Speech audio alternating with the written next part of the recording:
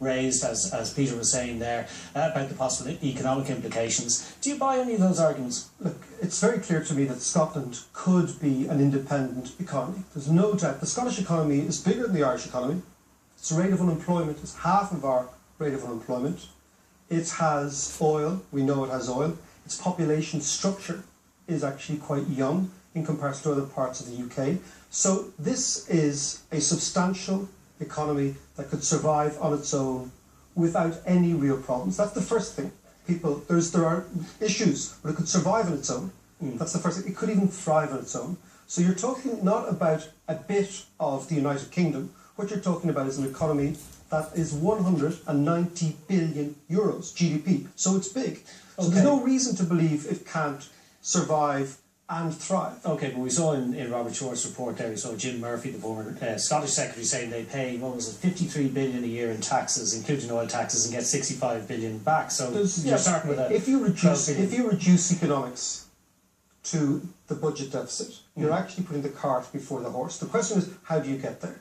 And can the Scottish economy be dynamic enough to generate revenue over the course of, let's say, 10 years, and to reduce its expenditure to narrow that budget deficit? In actual fact, the budget deficit doesn't matter a lot, as long as they can finance themselves, and I have no doubt they can. So I think that people have to stand back and see what is happening in Scotland is you have an economy and a country that going independent now is probably the best time they could ever do so, because for the next 40 years they have oil revenues, and substantial oil revenues, and they will probably deploy an investment strategy to attract multinationals like our own.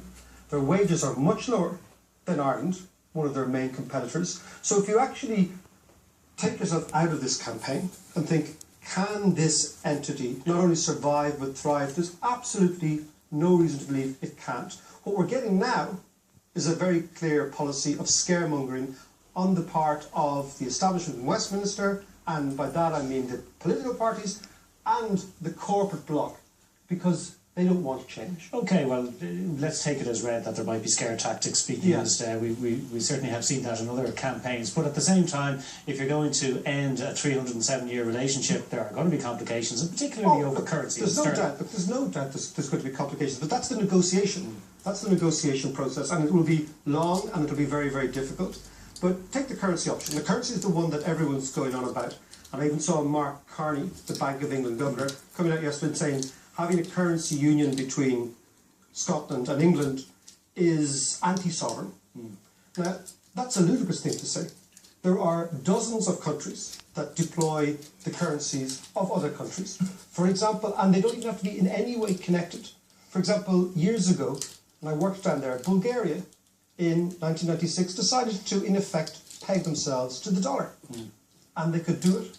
So this notion that there's some massive currency complication that changes the dynamic to such an extent that Scotland could not manage A, the transition, and B, be a normal country generated by a normal society and finance, seems to me to be not necessarily that credible. Okay, very briefly before I bring my other two guests in, you mentioned investment strategy, inward investment. This is great news for Scottish independence. It's great news for us. Irish people, we've got to realise that in the drawer, the top drawer in Edinburgh, if there's a yes vote, and even if there's not, they will get significant fiscal powers after this. In the drawer is a thing called the IDA approach to direct foreign investment.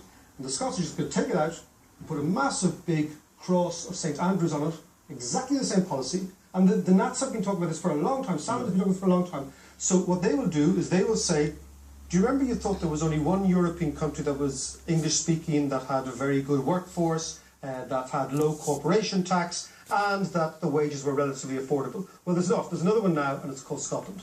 And they will do exactly what we are doing.